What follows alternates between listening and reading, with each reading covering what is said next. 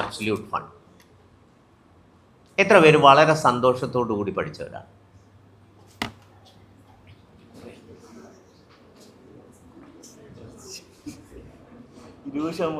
ഇരുപതല്ല. Actually I am surprise that many hands came up. ഞാൻ ആ കൂട്ടത്തിൽ പെടുന്ന ഒരാളല്ല, അത് ഞാൻ വളരെ ക്ലിയറാണ്. എനിക്ക് സ്കൂൾ തലം വരെ പേരൻസിൻ്റെ അല്ലെ അമ്മയുടെ സ്പെസിഫിക്കലി പറയുകയാണെങ്കിൽ അതിഭീകരമായ ഫോളോ അപ്പുകളുടെ ഭാഗമായിട്ട് പഠിക്കുകയും അത് കഴിഞ്ഞ് സ്വാതന്ത്ര്യം കിട്ടി ഞാൻ അത് കഴിഞ്ഞ് +2 എഞ്ചിനീയറിങ്ങിലേക്കും കടന്നപ്പോൾ അതിഭീകരമായി ഉഴപ്പുകയും ചെയ്ത ഒരാളാണ് ഞാൻ. That was and then there was later A time in my life when learning became fun. കാരണം എനിക്ക് ആവശ്യം വന്നു, ജോലിയിൽ എനിക്ക് സ്കില്ലുകൾ വേണ്ടി വരുന്നു എന്ന് പറയുന്നു. അപ്പം ഞാൻ മെനക്കെട്ട് രാത്രി വരെ ഇരുന്നത് പഠിക്കുന്നു.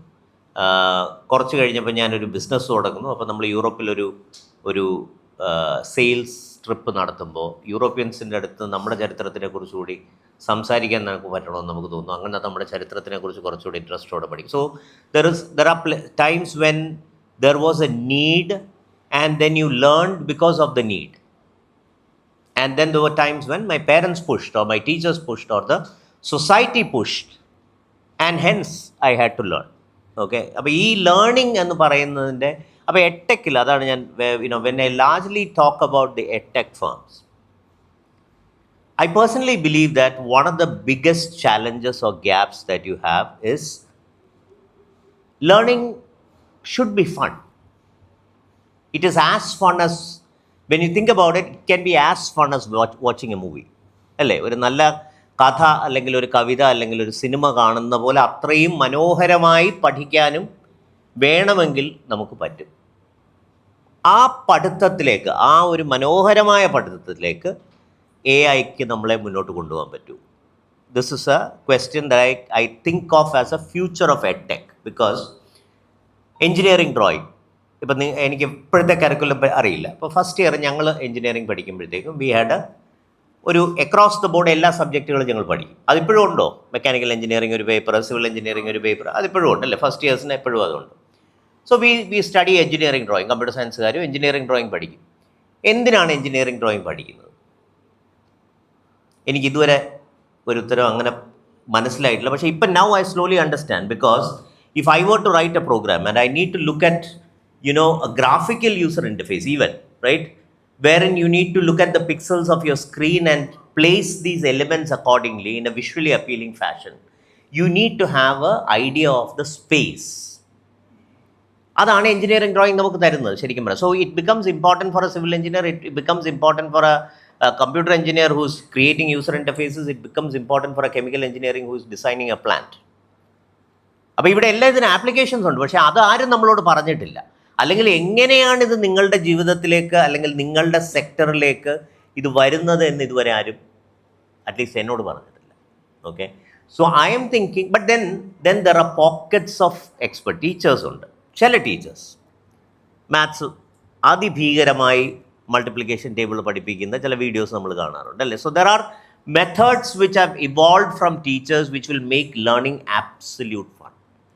Now, AI, I think, gives you an opportunity to create methods which will convert learning into a fun or a fair experience for all. ഇവിടെ വേറൊരു കാര്യമുണ്ട്, ഇൻക്ലൂസിവിറ്റി. ഞാൻ പറയാം, ഒരു ക്ലാസ്സിലേക്ക് നമ്മൾ കടന്നു വരുന്നു, ഞാനൊരു ക്ലാസ്സിലേക്ക് കടന്നു ചെല്ലുന്നു. നമ്മളൊരു ഇച്ചിരി ഉഴപ്പനാണെന്ന് ടീച്ചറിന് തോന്നിക്കഴിഞ്ഞ് കഴിഞ്ഞാൽ then you are classified as ഉഴപ്പൻ and classified as a പഠിപ്പിസ്റ്റ്. ആൻഡ് ഒരു 20% പഠിപ്പിസ്റ്റുകളുടെ നേരെയാണ് പിന്നെ ടീച്ചറുടെ അറ്റൻഷൻ പോകുന്നത്. Once you are classified as an ഉഴപ്പൻ, then your life is pretty much gone. ആ ഉഴപ്പൻ എന്നുള്ള സ്പൈറലിൽ നിന്ന് പിന്നെ മുകളിലേക്ക് കയറണമെന്നുണ്ടെങ്കിൽ it becomes an absolutely herculean task.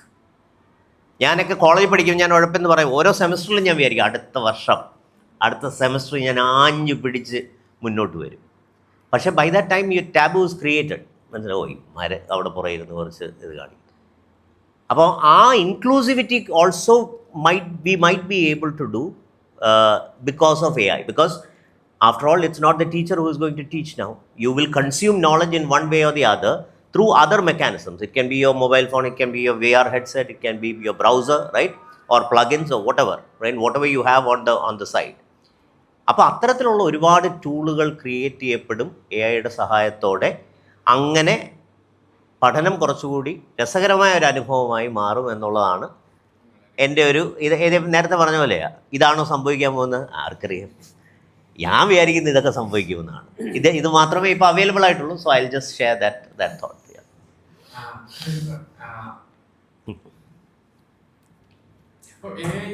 കാലഘട്ടമായിട്ടുണ്ട്.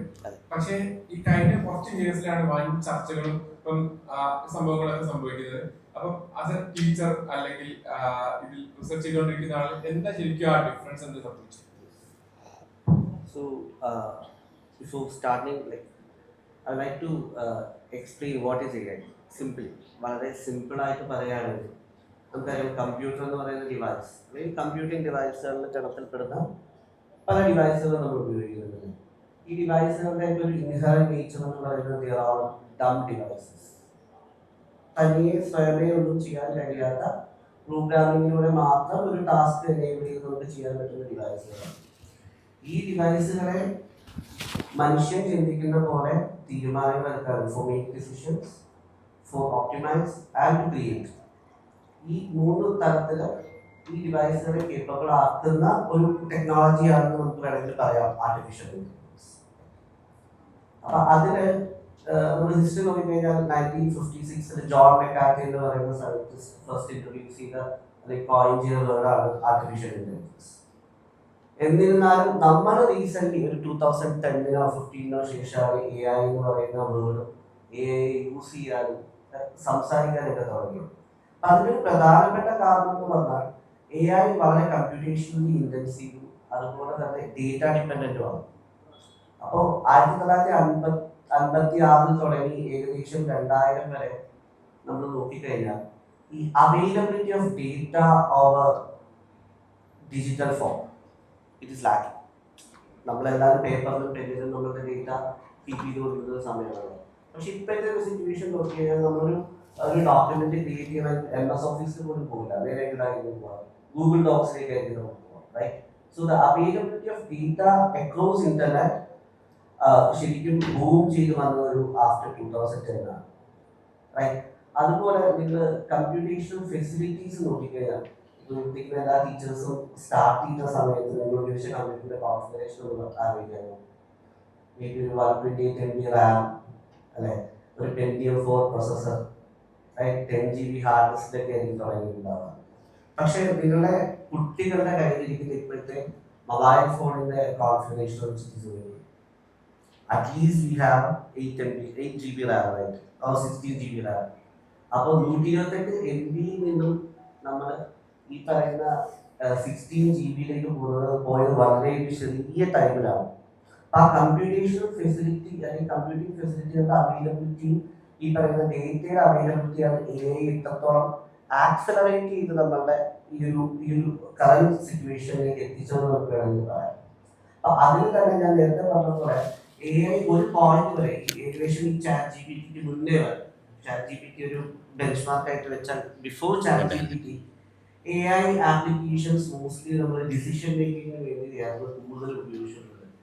Even though generator എന്ന് പറഞ്ഞൊരു പാർട്ട് ഉണ്ടെങ്കിലും നമ്മൾ ആ ഒരു സൈഡിലേക്ക് പോയിട്ടേ ഉണ്ടായിരുന്നില്ല. Most of the time AI related ആയിട്ടുള്ള ആൾക്കാർക്ക് റിഗ്രഷനോ ഫോർകാസ്റ്റിങ്ങിനോ ക്ലാസിഫിക്കേഷനോ ഒക്കെ വേണ്ടി മാത്രം ലിമിറ്റഡ് ആയിട്ട് ഉപയോഗിച്ചുകൊണ്ടിരുന്ന AI ജനറേറ്റീവ് AI എന്ന് പറയുന്ന ഒരു ഫോമിലേക്ക് എത്തിയപ്പോഴാണ് ഇത് ഇത്രത്തോളം ആളുകളിലേക്ക് റീച്ച് ചെയ്യാനായിട്ട് തുടങ്ങിയത്. Because decision making some kind of ഒരു പോളിസി മേക്കിങ്ങിലോ അല്ലെങ്കിൽ മാനേജ്മെന്റിലോ ഒക്കെ മാത്രം ഉപയോഗിച്ചിരുന്ന സമയത്ത് സാധാരണ ആൾക്കാർക്ക് AI ഉപയോഗിക്കേണ്ട ആവശ്യമില്ല.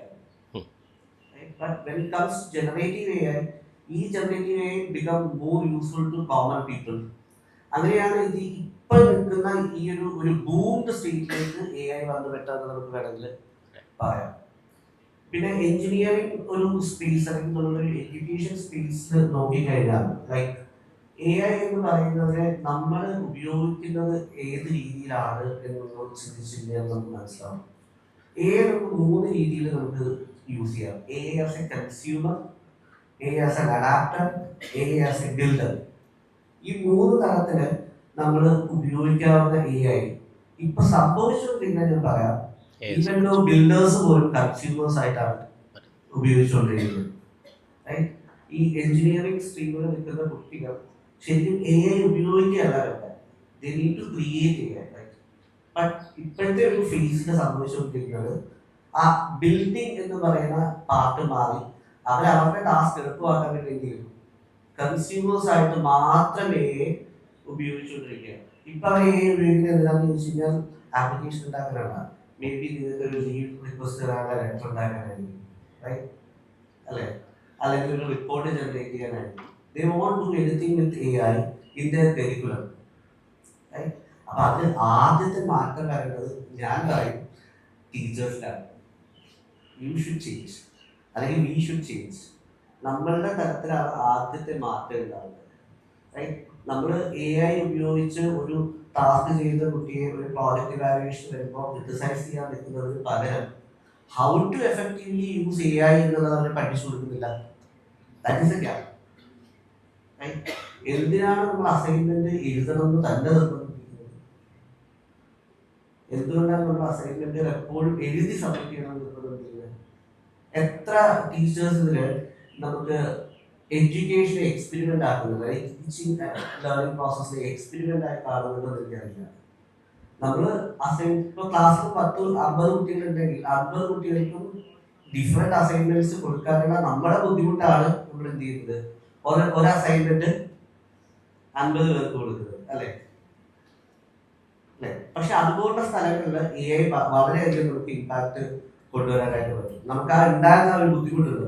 50 questions for making an assignment എന്നുള്ളത് നമുക്ക് AI വെച്ചിട്ട് ഇപ്പം വളരെ പെട്ടെന്ന് ജനറേറ്റ് ചെയ്യാനായിട്ട് പറ്റും. അതിന് ഇവാലുവേറ്റ് ചെയ്യാനും നമുക്ക് എളുപ്പത്തിൽ പറ്റും. സോ എൻ്റെ ഒരു അഭിപ്രായത്തിൽ പറയുകയാണെങ്കിൽ ടീച്ചിങ് ലേണിംഗ് ഫേസിൽ അത് even from LKG to PhD വരെയുള്ള ഫുൾ അരീനയെ ഒരു വലിയ ട്രാൻസ്ഫോർമേഷൻ കൊണ്ടുവരാൻ പോകുന്ന ഒരു ടെക്നോളജി തന്നെയാണ് AI. ആബി കോഫൗണ്ടറാണ്, പക്ഷെ കുറെ കൂടി ആബിന്റെ ഇന്ന് ഒരു ഇൻഡസ്ട്രി പോയിന്റ് ഓഫ് വ്യൂ എന്നാണ് നമ്മൾ ചോദിക്കുന്നത്. അപ്പം അഭിനന്ദ ഗ്രൂപ്പ് ഓണറിലായിരുന്നു. അപ്പം മേ ബി എല്ലാവരും സംസാരിക്കുന്നുണ്ടാവായിരിക്കും. ആബി ഓൾറെഡി ഒരു ടെക്നോളജി പ്രൊഡക്റ്റ് സ്റ്റുഡിയോ റൺ ചെയ്യുന്നുണ്ട്. ജോലികൾക്ക് എന്ത് സംഭവിക്കും എന്നുള്ളതാണ് നമ്മുടെ ഭയങ്കര വെറി ചെയ്യുന്ന സാധനം. അൺഎംപ്ലോയ്മെന്റ് ഉണ്ടായിട്ടുണ്ടെങ്കിൽ എന്ത് സംഭവിക്കും സൊസൈറ്റിയിൽ നിന്നുള്ള പേടിയിലാണ് കുറെ സാധനങ്ങൾ വരുന്നത്. ആബി കുറെ വെറി ചെയ്യുന്ന ഒരാളാണ്. പക്ഷെ അവിടെ വെറീസ് എവിടെ നിന്നാണ് വരുന്നത്, ഈ ജോലികൾക്ക് എന്ത് സംഭവിക്കും എന്നുള്ളതാണ് ആബിക്ക് തോന്നുന്നത്. ജോബിനെ കുറിച്ച് എനിക്ക് പ്രത്യേകിച്ച് എന്താ പറയുക പ്രശ്നങ്ങളൊന്നുമില്ല. ആൾക്കാർ ജോബ് ഇല്ലെങ്കിലും ആൾക്കാർ പെർഫെക്റ്റ്ലി ഓക്കെ ആണ് എന്ന് വിശ്വസിക്കുന്ന ആളാണ്. പക്ഷെ എന്താ പ്രശ്നം എന്ന് വെച്ചാൽ സൊസൈറ്റിക്ക് എന്ത് പറ്റും എന്നുള്ളതാണ് എൻ്റെ പ്രശ്നം AI വെച്ചിട്ട്. ഇപ്പൊ നമ്മളെല്ലാവരും ചെറുപ്പത്തിൽ ടോൾസ്റ്റോയുടെ കഥ വായിച്ചിട്ടുണ്ട്, അല്ലെ? ടോൾസ്റ്റോയുടെ കഥയിൽ ബ്രെഡ് കട്ടപ്പോൾ നമുക്കൊന്നും വലിയ പ്രശ്നം തോന്നിയില്ല. കാരണം കഥാപാത്രം ദാരിദ്ര്യത്തിലാണ്. ജോബ് ഇല്ലാണ്ട് എക്കോണമി പൊട്ടിക്കഴിയുമ്പോൾ സംഭവിക്കുക ഈ എത്തിക്സ് ആണ് സൊസൈറ്റിയിൽ ഇല്ലാത്തത്. എൻ്റെ എല്ലാവരെയും വരുന്ന എത്തിക്സിൽ നിന്നും പറയുന്നത് വെച്ചാൽ നമ്മുടെ എല്ലാവരുടെയും എത്തിക്സ് മാപ്പ് ചെയ്തേക്കുന്നത്. ഇപ്പൊ സ്വീഡനിൽ ഞാൻ ഉണ്ടായിരുന്നപ്പോൾ ഞാൻ ഏറ്റവും കൂടുതൽ ആൾക്കാരുടെ അടുത്ത് തെറി കേൾക്കാറ് സീബ്ര ക്രോസിൽ പോയിട്ട് ഞാൻ വെയിറ്റ് ചെയ്യും മറ്റേ കാറുകാരൻ നിർത്താൻ. സ്വീഡനിൽ അങ്ങനെ ഒരു കോൺസെപ്റ്റ് ഇല്ല, നിങ്ങളൊന്ന് നടന്നു പോയിക്കോളണം.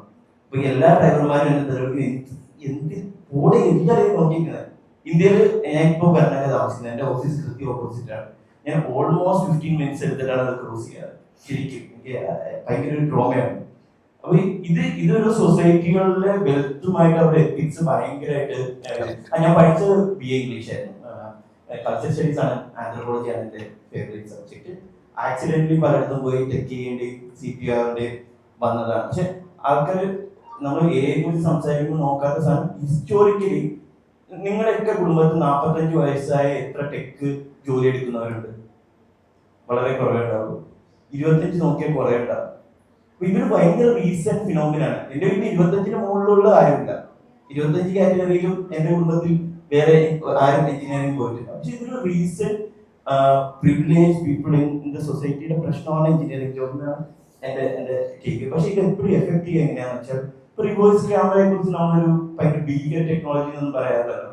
ഞാനൊരു സ്റ്റഡി വായിച്ചിരുന്നു. കാനഡയാണ് ലോജിസ്റ്റിക്സിൽ ഏറ്റവും കൂടുതൽ ലോജിസ്റ്റിക് ടെക് ഉള്ള ഒരു കൺട്രി. കാരണം രാജ്യം വലുതാണ്, പലയിടത്താണ് ആൾക്കാർ, ലോറികളും സാധനങ്ങളും ഭയങ്കര ഇമ്പോർട്ടൻ്റ് ആണ്.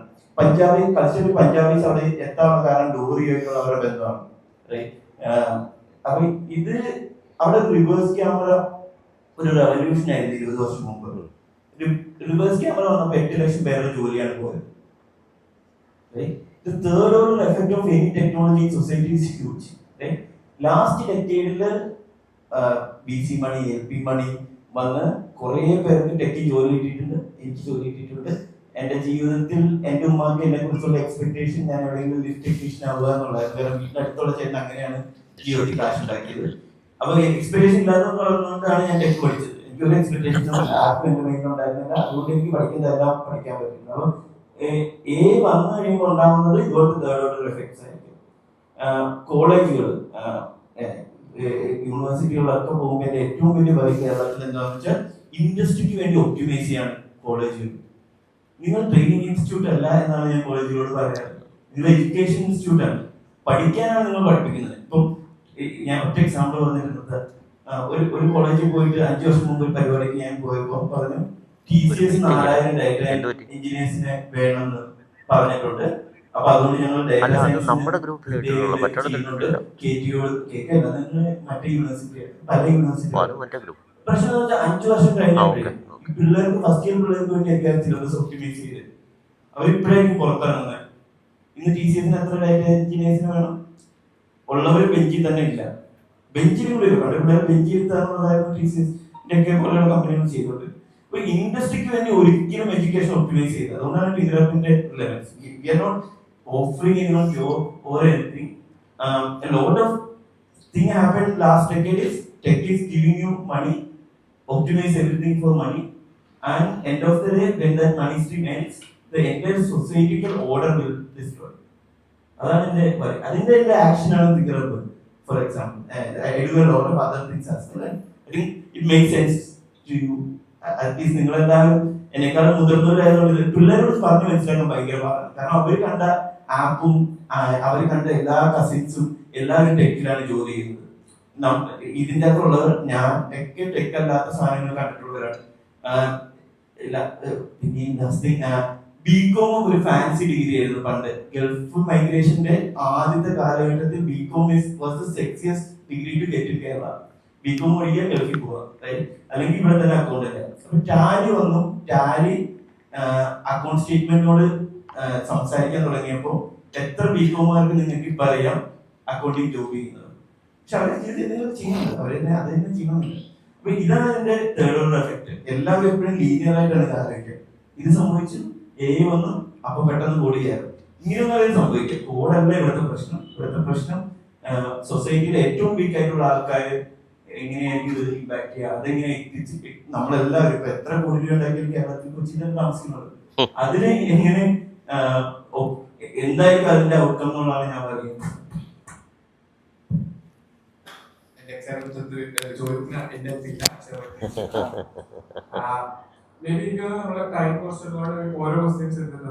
ഈ ഇവരുടെ ഒപ്പീനിയൻസ് എന്തെങ്കിലും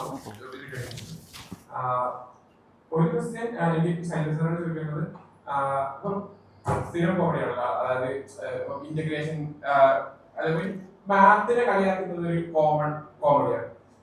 ഇതൊക്കെ കോളേജിൽ പഠിച്ച സാധനങ്ങളൊന്നും മറ്റേ ജീവിതത്തിൽ ഗുണപ്പെട്ടിട്ടില്ല എന്നുള്ളത് പല വേരിയന്റ് ആയിട്ട് വരാറുണ്ട്.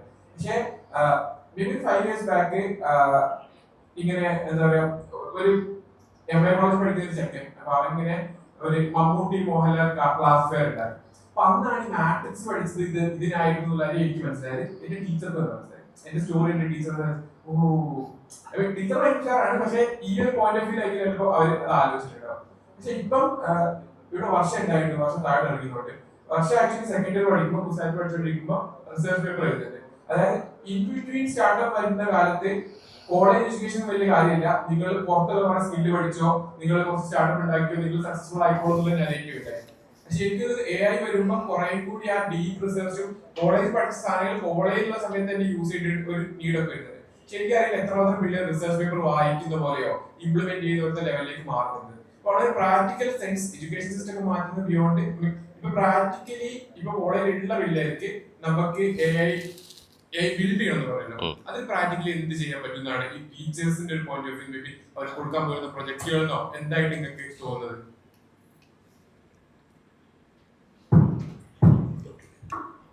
ആക്ച്വലി അതൊരു വലിയ ഇമ്പോർട്ടൻ്റ് ആയിട്ടുള്ളൊരു ക്വസ്റ്റ്യൻ ആണ്. And I am very privilege that I am from CUSAT.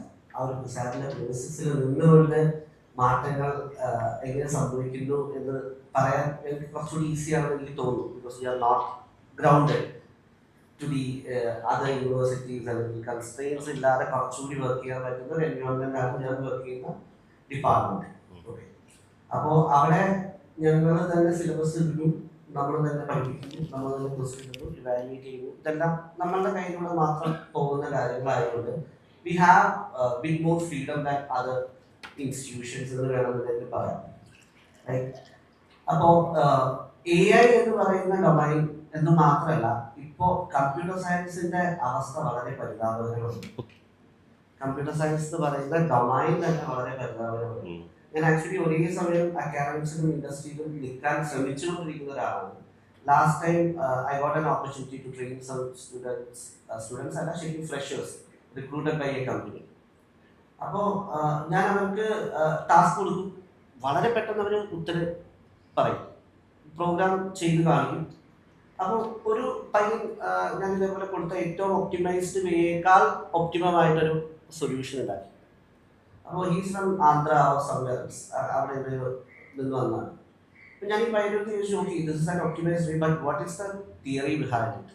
എങ്ങനെയാണ് ഇത് കൂടുതൽ ഒപ്റ്റിമൈസ്, അല്ലെങ്കിൽ എങ്ങനെയാണ് ഈ ഒരു വഴിയിലേക്ക് എത്തിയത് എന്ന് ചോദിച്ചപ്പോൾ അവൻ്റെ ഉത്തരം, he have worked up 1000 competitive questions. Competitive പ്രോഗ്രാമിങ്ങിൻ്റെ 1000 ക്വസ്റ്റ്യൻസ് മർക്കപ്പ് ചെയ്ത് വെച്ചു. But he don't know the code. ഒന്നും തന്നെ കോർ സൈഡിൽ അറിയില്ല. But he mugged up these things. ഇതിനാണ് ഇപ്പോൾ നമ്മളുടെ ഇൻസ്റ്റിറ്റ്യൂഷൻസ് ട്രെയിൻ ചെയ്തുകൊണ്ടിരിക്കുന്നതെന്നാണ് എനിക്ക് തോന്നുന്നത്. ലൈക്ക് പല ഇപ്പോൾ നിങ്ങൾ കേരളത്തിലെ അവസ്ഥ പിന്നെയും മെച്ചമാണ്. നിങ്ങൾ തമിഴ്നാട്ടിലേക്കും അല്ലെങ്കിൽ ആന്ധ്രയിലേക്കും പോയാൽ അവിടെ ഉച്ചവരെ ക്ലാസ് ഉണ്ട്. ഉച്ച കഴിഞ്ഞാൽ ഫുൾ പ്ലേസ്മെന്റ് ട്രെയിനിങ് ആണ്. The whole year is actually happening for placement training. Because statistics നോക്കിയാൽ ശരിയാണ്, അവിടുത്തെ കുട്ടികൾ നമ്മുടെ ഇവിടെ 3 lakhs 5 lakhs പ്ലേസ്ഡ് ആകുമ്പോൾ, ബട്ട് അവിടെ 35 lakhs 25 lakhs പിള്ളേർ പ്ലേസ്ഡ് ആകുന്നുണ്ട്. But the thing is they are lacking the basic building blocks എന്നുള്ളതാണ്. ഈവൻ ഞങ്ങളുടെ കുട്ടികൾക്ക് പോലും ഇന്നലെ ഞങ്ങളൊരു മോക്ക് ഇൻ്റർവ്യൂ നടത്തി. മോക്ക് ഇൻ്റർവ്യൂ നടത്തിയപ്പോൾ they are participated in different events, hackathons win ചെയ്തിട്ടുണ്ട്, കുറേ പ്രോജക്ട്സ് ചെയ്തിട്ടുണ്ട്. They are doing all these things, but they don't know how to use stack. എവിടെയാണ് സ്റ്റാക്ക് ഉപയോഗിക്കുക, എവിടെയാണ് ഒരു ഒപ്റ്റിമൈസേഷൻ നിങ്ങൾ കോഡിൽ കൊണ്ടുവരാം, ഇങ്ങനെയുള്ള കാര്യങ്ങൾ അവർക്കറിയില്ല.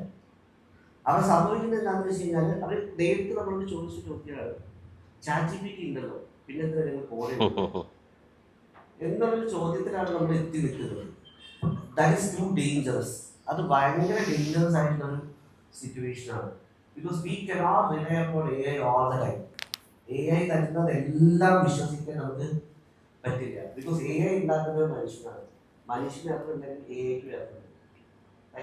സോ AI തരുന്ന ഒരു കാര്യത്തെ ക്രിട്ടിക്കലി ഇവാലുവേറ്റ് ചെയ്ത് കൃത്യമായി നമുക്ക് ഉപയോഗിക്കാൻ പറ്റുന്നതാണോ എന്ന് മനസ്സിലാക്കണമെന്നുണ്ടെങ്കിൽ we should have that building blocks. ആ ബേസിക് ബിൽഡിംഗ് ബ്ലോക്സ് നമുക്ക് ഇല്ലാന്നുണ്ടെങ്കിൽ that will be very pathetic.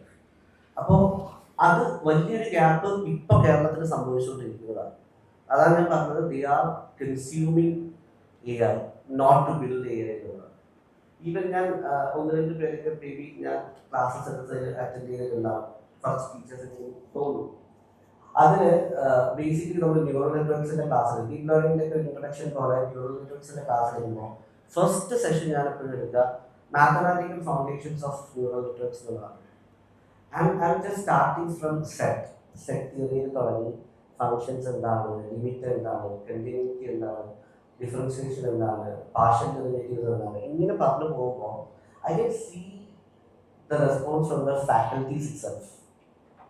ഇപ്പോഴും ലിമിറ്റിൻ്റെ കൺസെപ്റ്റ് കൃത്യമായി അറിയാവുന്ന എത്ര ഫാക്കൽറ്റീസ് ഉണ്ട് computer science.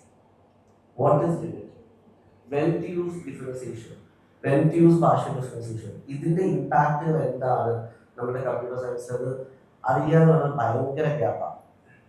Because we are actually learning mathematics as mathematics, not to apply on other subjects. അത് ഒരു വലിയ ഗ്യാപ്പാണ്. അത് ഫില്ല് ചെയ്ത് പോകുക എന്നുള്ളതാണ് ആദ്യത്തെ step. whatever we are learning aligned with a particular domain. ഇപ്പോൾ കമ്പ്യൂട്ടർ സയൻസിന്റെ കൂടെ നമ്മൾ മാത്സ് പഠിക്കുമ്പോൾ അല്ലെങ്കിൽ ഫിസിക്സ് പഠിക്കുമ്പോൾ where to use these theories in computer science കൂടി പഠിപ്പിച്ചു കൊടുക്കാൻ പറ്റിയാൽ that will create some difference in students' mind. അടുത്തൊരു കാര്യം, റിസർച്ച് എന്ന് പറയുന്ന മെന്റാലിറ്റി നമുക്ക് കുട്ടികൾ ഉണ്ടാക്കിയെടുക്കുക എന്നുള്ളത് ഇപ്പോൾ വളരെ ഇമ്പോർട്ടൻ്റ് ആണ്. ബിക്കോസ് ഈ പറഞ്ഞ പോലെ നമ്മൾ പലയിടത്തും വെന്യൂവിൽ പോയി സംസാരിക്കുമ്പോൾ AI വരുമ്പോൾ എന്തായിരിക്കും സോഫ്റ്റ്വെയർ എഞ്ചിനീയേഴ്സിന്റെ ഒരു അവസ്ഥ എന്ന് ചോദിക്കുമ്പോൾ കോമൺ ആയിട്ട് കിട്ടുന്ന ഒരു ഉത്തരം നോർമൽ സോഫ്റ്റ്വെയർ എഞ്ചിനീയറിംഗ് ജോബുകളെല്ലാം തന്നെ റീപ്ലേസ് ആകപ്പെടും. But there will be a very creamy layer which do deeper into coding. അവർ എക്സിസ്റ്റ് ചെയ്യും. ആ ഡീപ്പർ ഇൻ ടു കോഡിങ്ങിലേക്ക് കുട്ടികളെ എത്തിക്കണമെങ്കിൽ ഈ പറയുന്ന ഫണ്ടമെന്റൽ തിയററ്റിക്കൽ ആസ്പെക്ട്സ് അവരിലേക്ക് കൃത്യമായിട്ട് എത്തിച്ചു കഴിഞ്ഞാലേ പറ്റുള്ളൂ. അത് ഏറ്റവും നല്ല രീതി എന്ന് പറയുന്നത് റിസർച്ച് തന്നെയാണ്. റിസർച്ച് ഓറിയന്റഡ് എഡ്യൂക്കേഷൻ ആണ് ശരിക്കും. അത് നേരത്തെ പറഞ്ഞ വളരെ നല്ല പോയിന്റാണ്. ടീച്ചേഴ്സ് അല്ലെങ്കിൽ education institutions are not made for training skills. ശരിക്കും അവർക്ക് ടീച്ചിങ് ആണ് വരുന്നത്. The content should be delivered properly. അപ്പോൾ ശരിക്കും ആ ഫണ്ടമെന്റൽസ് നമ്മൾ കൃത്യമായി ഡെലിവറി ചെയ്ത് അതിനെ കണക്ട് ചെയ്ത് ഒരു പസിൽ പോലെ കണക്ട് ചെയ്ത് എവിടെയൊക്കെയാണ് ഇതെല്ലാം ഉപയോഗിക്കേണ്ടി വരുന്നു എന്ന് പറഞ്ഞു കഴിഞ്ഞാൽ ഇവരെ റിസർച്ചിലേക്ക് കൊണ്ടുവരാൻ നമുക്ക് വളരെ എളുപ്പമാണ്. കാരണം നമ്മളുടെ ഡിപ്പാർട്ട്മെന്റിൽ സെക്കൻഡ് ഇയറിൽ പഠിക്കുന്ന കുട്ടികൾ കൂടെ ബ്രിട്ടീഷ് മെഷീൻ വിഷൻ കോൺഫറൻസിൽ പോയി പ്രസന്റ് ചെയ്യുന്ന കുട്ടികളുണ്ട്. ബിക്കോസ് നമ്മളുടെ അവിടുത്തെ ഒരു ഫാക്കൽറ്റി ഗ്രൂപ്പിന്റെ ഒരു ഗുണം എന്ന് വെച്ച് കഴിഞ്ഞാൽ we are all more into റിസർച്ചിൽ കൂടുതൽ ഇൻവോൾവ് ആയിട്ട് കൂടുതൽ പബ്ലിക്കേഷൻസും അല്ലെങ്കിൽ പേറ്റൻസിലേക്കൊക്കെ ഫോക്കസ് ചെയ്യുന്ന ആളുകളാണ്. കാര്യം ഞങ്ങൾക്ക് അവിടെ ഉണ്ടായിരുന്നത് എംടെക്കാണ്. Need not bother about placements first. അപ്പോൾ നമുക്ക് പ്ലേസ്മെന്റ്സ് എന്ന് പറയുന്നത് നമ്മുടെ ഒരു ടാർഗറ്റ് അല്ലായിരുന്നു. We have to be quality students those who can teach and do research എന്നുള്ളതായിരുന്നു നമ്മളുടെ ഫോക്കസ്. അപ്പം ഞങ്ങളുടെ ആ ഒരു ഓറിയന്റേഷനിൽ കുട്ടികൾക്ക് കൊടുക്കാൻ പറ്റുന്ന ഇൻപുട്ട് എന്ന് വെച്ച് കഴിഞ്ഞാൽ നമ്മളിപ്പോൾ each and every subject will have A project. എല്ലാ സബ്ജക്റ്റുകൾക്കും നമ്മൾ എന്തുണ്ടാവും, ഒരു പ്രോജക്റ്റ് ഉണ്ടാവും. ആ പ്രോജക്റ്റിൽ പെർട്ടിക്കുലർലി ഏതെങ്കിലും റിസർച്ച് പേപ്പർ ബേസ്ഡ് ആയിരിക്കും. പക്ഷെ നമുക്ക് ഇവരെ കുറ്റം പറയാൻ പറ്റില്ല. ബിക്കോസ് നമ്മുടെ എഡ്യൂക്കേഷൻ്റെ ഫ്രെയിംവർക്ക്, സിസ്റ്റത്തിൻ്റെ ഫ്രെയിംവർക്ക് അങ്ങനെ ഉണ്ടാക്കിയെടുക്കുക. നമ്മളെപ്പോഴും ഫോക്കസ് ചെയ്യുന്ന കുട്ടികളെ പഠിപ്പിച്ച് മാർക്ക് വാങ്ങിച്ച് പാസ്സാകുക എന്നുള്ളൊരു രീതിക്കാണ് പറയുന്നത്. The first thing should change എന്ന് പറയുന്നത് ഈ റിട്ടേൺ എക്സാംസിൻ്റെ ക്രെഡിറ്റ് കുറയ്ക്കുക എന്നുള്ളത് തന്നെയാണ്. റൈറ്റ്? അത് കുറച്ചാൽ തന്നെ കുട്ടികൾക്ക് ബാക്കിയുള്ള ആക്ടിവിറ്റീസിൽ ഫോക്കസ് ചെയ്യാനായിട്ട് കൂടുതൽ നമുക്ക് പറ്റും എന്നുള്ളതാണ് എൻ്റെ ഒരു perspective. I could change the system. ഞാൻ ചെയ്യാനുള്ള ആദ്യത്തെ കാര്യം അതായിരിക്കും. ആൻഡ് ഈവൻ ഫോറിൻ കൺട്രീസിൽ നമ്മൾ പോയി കഴിഞ്ഞാൽ നമുക്കറിയാം the final exam is having less than 30 credits. Total 100 evaluate ചെയ്ത് കഴിഞ്ഞാൽ ഫൈനൽ എക്സാം എന്ന് പറയുന്നത് 30 മാർക്സിന്റെ താഴെ വരുന്നു. ബാക്കി എല്ലാ പ്രോജക്ട്സും അസൈൻമെന്റ്സും ആയിട്ടാണ് നമ്മുടെ ഓവറോൾ ഇവാലുവേഷൻ നടക്കുന്നത്. സോ ഈ എക്സാം മെഷീനിലേക്ക് പോവാതെ കുറച്ചുകൂടി കുട്ടികളുടെ ഒരു റിസർച്ച് ആസ്പെക്റ്റും അല്ലെങ്കിൽ തിയററ്റിക്കൽ ആസ്പെക്ട്സും പ്രാക്ടിക്കൽ ആസ്പെക്ട്സും എക്സ്പോസ് ചെയ്ത് കൊണ്ടുവരാൻ പറ്റുമെങ്കിൽ that should be the change. ഒരു സാധനം പറയുന്നത് പുള്ളി മാസം സാധനങ്ങളൊക്കെയാണ്. ഇവിടെ എല്ലാ വെനസ്ഡേയും വെനസ്ഡേ പറഞ്ഞിട്ടൊരു മീറ്റപ്പ് ഉണ്ടാവാറുണ്ട്. കുറച്ച് 5-10 പിള്ളേർ വന്നിട്ട് അവർ ലാസ്റ്റ് വീക്കിൽ പഠിച്ച പഠിച്ച സാധനങ്ങളൊക്കെ ഡിസ്കസ് ചെയ്യാറുണ്ട്. ഹെഡേഷൂടെ ഉണ്ടാവാറുണ്ട്. അതുകൊണ്ട് ഒരു ഡോക്ടർ സൈലൻസ് ഞാൻ ഓൾറെഡി ഒരു ഡോക്ടർ പേരൊക്കെ ഉണ്ട്, ടീച്ചറൊക്കെ ആണ്. പുള്ളി ഇതിന്റെ അത്യാവശ്യം വെച്ചാൽ ശരിക്കും അത് കണ്ടിട്ടാണ് ബാക്കി പിള്ളേർ പഠിക്കുന്നത്. അല്ലെങ്കിൽ ശരിക്കും നമ്മളെ ചോദിക്കുന്നത് എന്തുകൊണ്ട് വേറെ മാഷന്മാർക്ക് പോകാനൊരു സ്ഥലമില്ല എന്നുള്ളത് നമ്മുടെ കുറച്ചുകൂടി കൺസേണിങ് ഒരു പോയിന്റ് ഒക്കെയാണ്. അനു IT പാർക്ക് നമ്മളാണ് കണ്ടുപിടിച്ചത്, സ്റ്റാർട്ടപ്പ് വില്ലേജ് നമ്മളാണ് കണ്ടുപിടിച്ചത്. ഇവിടെ താഴെ നമ്മളൊരു ഫ്രീ GPU വെച്ചിട്ടുണ്ട്. ഇപ്പൊ 2 വർഷമായിട്ട് തിരുവനന്തപുരത്തുള്ള വില്ലേജിലൊക്കെ ശനിയാഴ്ച രാവിലെ ട്രെയിൻ കയറി ഇവിടെ വരും. ആ GPU യൂസ് ചെയ്യും. ഇവിടെ വീട്ടിലായി കിടന്നുറങ്ങും. അവർ ട്രെയിനിങ് കഴിഞ്ഞിട്ട് ഞായറാഴ്ച തിരിച്ചു പോകും. അപ്പം സ്റ്റേറ്റ് ഓൺ പ്രാക്ടിക്കൽ ശരിക്കും നമ്മൾ ഇതിൽ എന്തെങ്കിലും ഒരു ഭീകര എന്തെങ്കിലും സാധനങ്ങളൊക്കെ ചെയ്യേണ്ട. ഐ മീൻ നമുക്ക് ആ ഹിസ്റ്ററി ഉണ്ട്. എല്ലാവരും ഫ്രഷ് കണ്ടുപിടിച്ച് തെലങ്കാന സ്കെയിൽ ചെയ്യും അതുകൊണ്ട്. പക്ഷേ ഈ സ്പെസിഫിക്കലി ജനറേറ്റീവ് AI അറൗണ്ട് നമുക്ക് സ്റ്റാർട്ടപ്സ് വരുന്നുണ്ടോ, പ്ലസ് ഗവൺമെന്റ് പോളിസി ലെവലിൽ എന്തൊക്കെ ഇനിഷ്യേറ്റീവ്സ് ആണ് അല്ലെങ്കിൽ സ്റ്റാർട്ടപ്പ് മിഷൻ ആയിട്ട് ഇപ്പം ഓൾറെഡി കുറച്ച് പ്ലാൻ ചെയ്തിട്ടുണ്ട് തോന്നുന്നു. എന്തൊക്കെയാണ് ഓക്കെ, ആദ്യത്തെ ഈ ജനറേറ്റീവ് AI സ്റ്റാർട്ടപ്സ് വരുന്നുണ്ടോ എന്നുള്ള ചോദ്യത്തിന് ഉത്തരം പറയാം. ഇല്ല എന്നാണ് എൻ്റെ ഒരു ടേക്ക്. ഞാനധികം സ്റ്റാർട്ടപ്പുകളെ കാണുന്നില്ല. പൈപ്പ് ലൈൻ ഡ്രൈ ഔട്ട് ചെയ്യുന്നു എന്നുള്ളത് എന്നെ ഭയങ്കരമായി പറയുന്നുണ്ട്. It should come from colleges actually. കാരണം ഒരു ട്രഡീഷണൽ IT സർവീസസിൽ ജോലി ചെയ്യുന്ന ഒരാളൊന്നും വന്നിട്ട് പെട്ടെന്ന് ഒരു AI ഏജൻ്റ് ഒന്നും ക്രിയേറ്റ് ചെയ്യാൻ പോകുന്നില്ല. So it has to come from colleges.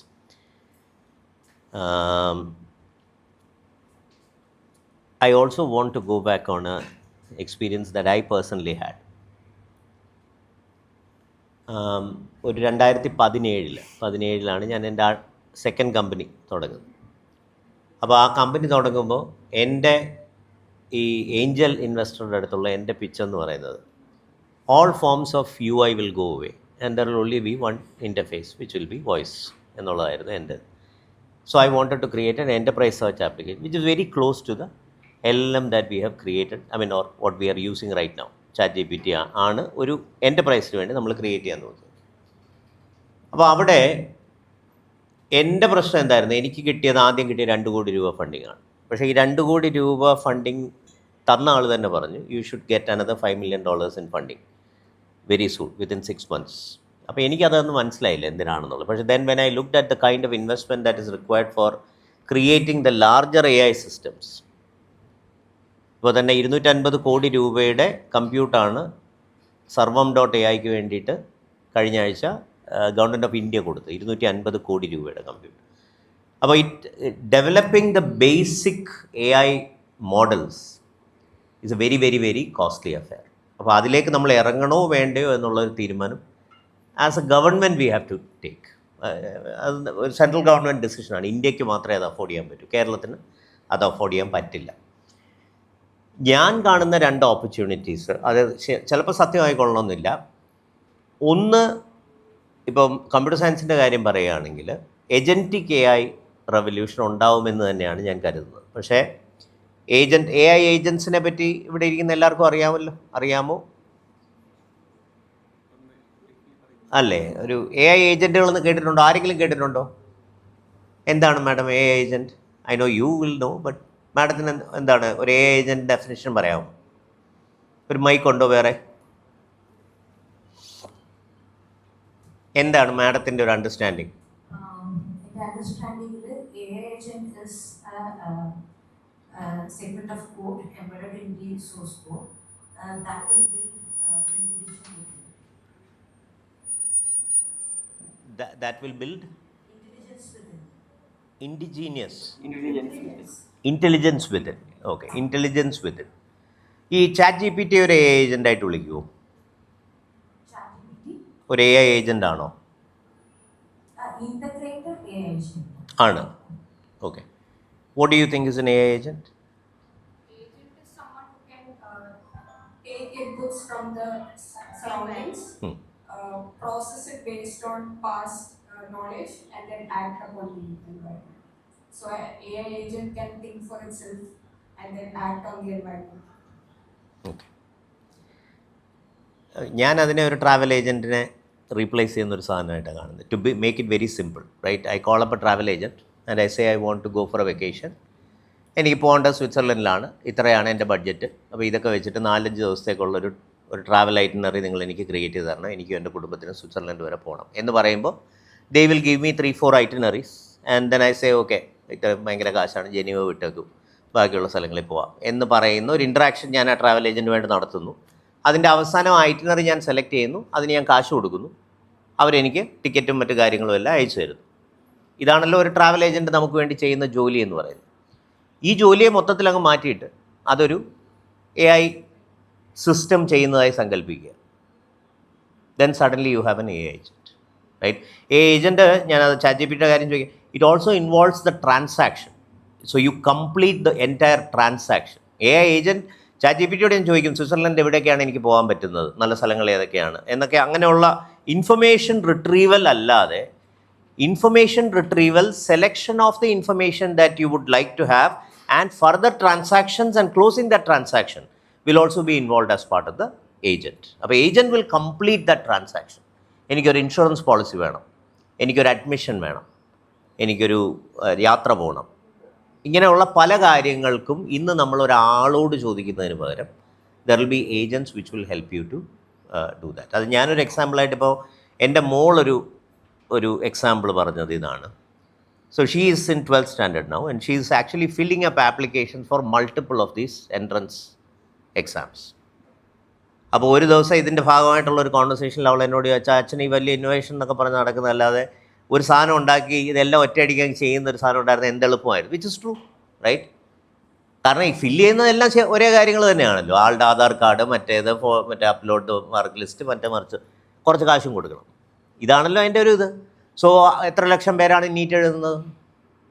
25 ലക്ഷം പേര് നീറ്റ് എഴുതുന്നുണ്ട്. ഒരു ഏജൻറ്റ് ഉണ്ടായി കഴിഞ്ഞ് കഴിഞ്ഞാൽ ഒരു 10 രൂപ വെച്ച് വാങ്ങിച്ചാലും മോശമല്ലാത്തൊരു കാശ് നമുക്ക് അതിൽ നിന്ന് കിട്ടും, അല്ലേ? So that is an opportunity. IRCTC, currently we go to a Ixigo or a IRCTC app itself and try to book your ticket. Think about it as an agent who will help you book the tickets, everything. ഒരു പ്രായമായ ഒരാൾക്ക് ഇതിനകത്തൊന്നും പോകാതെ തന്നെ നേരിട്ട് എനിക്ക് ഇന്നടത്ത് പോകണം എന്ന് പറയുമ്പോഴത്തേക്കും കിട്ടുന്നത്. So there is A large AI agent opportunity that is available. അപ്പോൾ അതിൻ്റെ ഭാഗമായിട്ട് നമ്മളൊരു AI agentic hackathon നടത്താൻ ഉദ്ദേശിക്കുന്നുണ്ട്.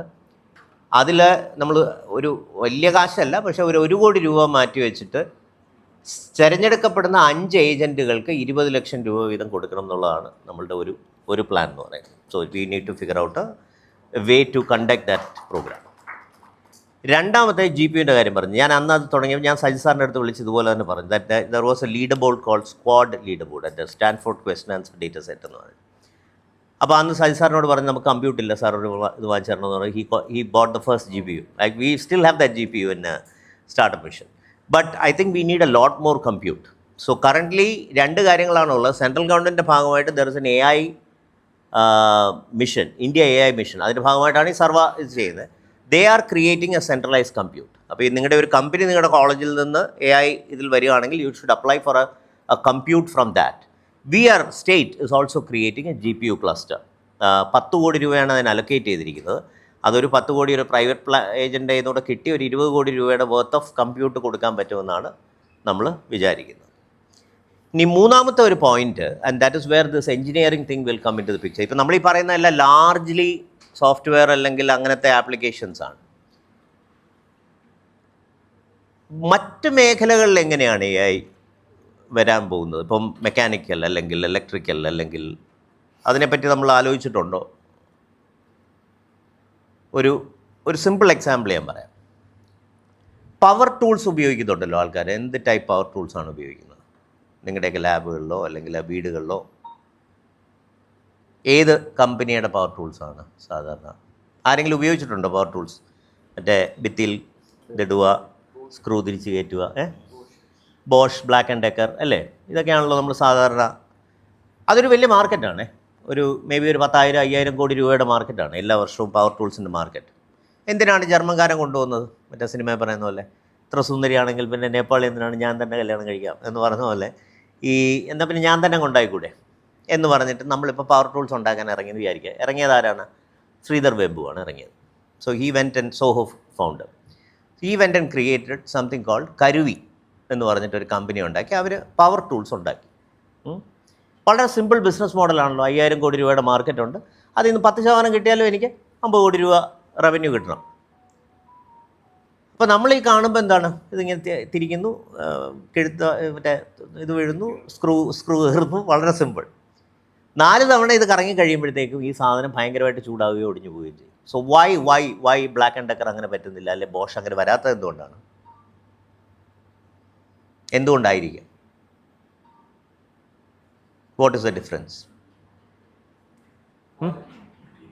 മെറ്റീരിയൽ. സോ മെറ്റീരിയൽ സയൻസസ് എന്ന് പറയുന്ന ഒരു വിഭാഗം, അതായത് ഒരു കമ്പോസിറ്റ് അല്ലെങ്കിൽ ഒരു അലോയ് വെച്ചിട്ടായിരിക്കുമല്ലോ അവരത് ചെയ്യുന്നത്. BMW-ൻ്റെ ഒരു part will be a composite. അതാണ് അതിൻ്റെ പ്രത്യേകത എന്ന് പറയുന്നത്. That is why we are not easily able to create a BMW or a Benz. It's not really the engine or the car design. It is the parts that are being used. ഈ പാർട്ടുകളെ പണ്ടെങ്ങനെയാണ് നമ്മൾ